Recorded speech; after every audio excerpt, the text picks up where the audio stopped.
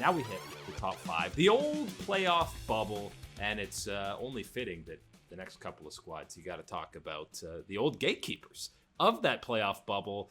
Some big signings, some big changes. 5 and 4, I feel like you could change either way, and I would accept it. But for us, at number 5, we've got the Afreeca Freaks, the core of this group staying together. Bang and Lehens, the big offseason move, and that is a pretty... I mean, you can say Bang versus Mystic is arguable either way. You might prefer Mystic, but Lehens is one of the biggest upgrades any team got in the offseason.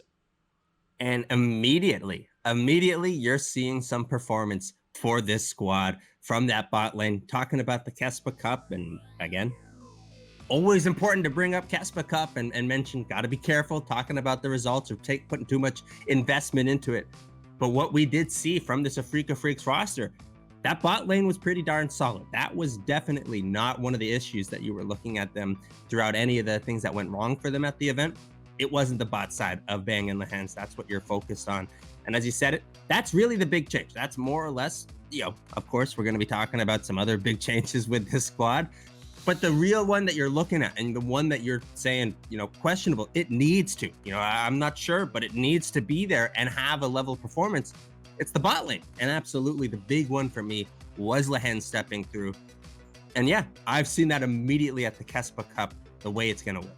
Yeah, and the support position is something Afreeca's had that no one has written home about for multiple years now, maybe since Tucson was back on there. But last year it was all about Mystic and Kiin. Those were the two featured guys for this squad. Now you're looking at, okay, it's Kiin and Bang. Maybe that'll work well. I wanted to see some other changes with this squad because the core, absolutely you keep Kiin. Still think he can be one of the best top laners in all of Korea.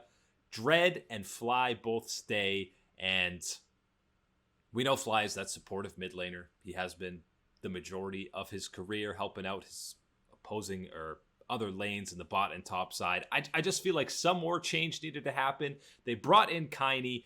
I just don't know if he's actually going to start much more than Fly. It seems like a weird read on the squad, right? Because you identified that obviously, sure, you can make an upgrade and a significant upgrade from specifically the support position when you're talking about that bot lane. Okay, passing grade, thumbs up, feeling good. But the next thing that you really needed to take that step forward, right? You're looking at the old gatekeepers in this zone, thinking that, before you knew that the playoff spots were going to change, this was you needing to ramp up, right? You need to take that next step, get yourselves even further into that playoff picture.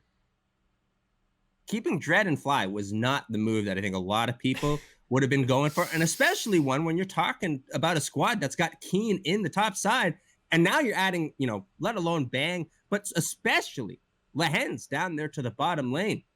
That should have been something to help convince somebody to help in and join this squad, but they weren't able to do that at all in free agency. And Kiin, or Kiin, if you want to be really confused with Kiin and Kiin, he had moments on APK where he was a standout performer, but then when they rebranded to the Soul One Prince, they didn't look as good, him or Hydra. The team is a cohesive unit. So yeah, I would have liked more subs there, and no sub really in the jungle. It looks like they're just fully going in with Dread. I don't know. I feel like he's gotten plenty of opportunities as a starter, and time again with the Afreeca, it felt like, okay, he's got higher highs, but we're just going to go with Spirit because the lows are not there. And it's unfortunate, right? Because, you look at the type of players that are exciting and that we talk about and give praise to sometimes are players like Dread that can provide that high level of performance. But there's obviously the issues about consistency, the variance in the levels that you're getting. And as you said it, we've seen this with the Afreeca Freaks for pretty much 2.5 years now. And every single time we came back to the point of, I kind of would have rather just seen let them stick Spirit in there and just roll with it, right? So that is obviously a point that you're looking at as a question mark. And for a squad that, again, seems to be, this thing that they're building around Kiin, he's your, bigger superstar. They seem to be failing in bringing another level to the team.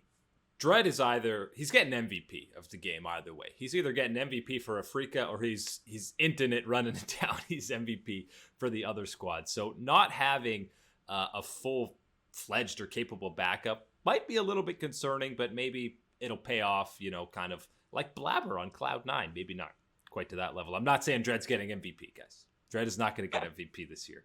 But really, one of the big questions still with the Afreeca is Kiin a featured guy that can actually carry a squad to, deep playoff runs? Is he that good? I think that he can be that level of a player. I think that we've seen absolutely the level of performances, the level of domination that can come through in the top side. He's in a rare class. He is absolutely someone that when he is on, when he is able to play at that level, pretty much outside of Nuggery, which obviously still has, a little bit of some stuff, Kiin was able to dominate and push teams and push himself to a level that we only really see, out of someone like Someday in North America. And that is an even bigger gap, of course, of the talent and what he's able to do. But you're looking at Kiin, and as you said it, that's the question. Can it be it? I think absolutely the answer is yes, and it should be. The problem is getting it to be more likely and to help emphasize that requires the other parts of the team operating on all cylinders. And unfortunately for Kiin and the Afreeca Freaks, that's not always the case.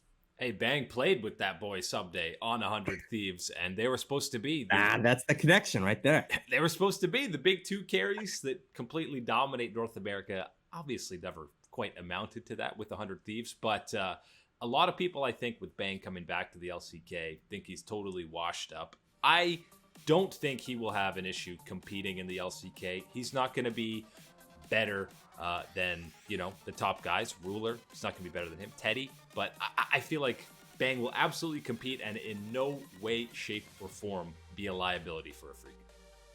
I don't mean this to be a negative or a downside on anything, right? But when this past year, you're looking at the champions, Damn One Gaming.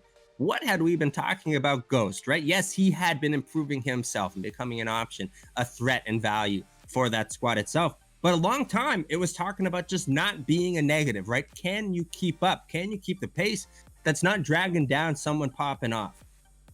You're talking about what's going to happen here in the LCK. Bang's level of performance. Sure, we're not expecting him to, jump out right away and say, hey, Teddy, I was the SKT ADC. Look at me. Look what I can. No, that's not what we're expecting at all, my man. But if you're expecting someone to keep pace to be, statistically at least in that middle tier, I see no reason why Bang can't perform at that level still. Yeah, and add in Lehens.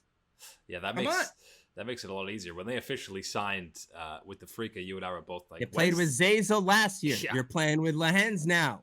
It's gotta go back. And go back further, you had the worst split Afreeca's ever had as a support, and 2018. We got to support to do some justice for Bang now. It's been a few years since he's had an all-star, an all-pro level support. So excited to see that out of the bot lane from Afreeca. Yeah, that's going to be hugely important for them. But the biggest question marks are the same question marks that Afreeca have had for a couple of years, and that's mid jungle. Which, by the way, is mid jungle important in the competitive scene right now? Is that an important thing? Oh, I can't remember. I think so. Yeah. Again, especially in the LCK, but still, Afreeca number 5, making it into playoffs in our books ahead of 2021.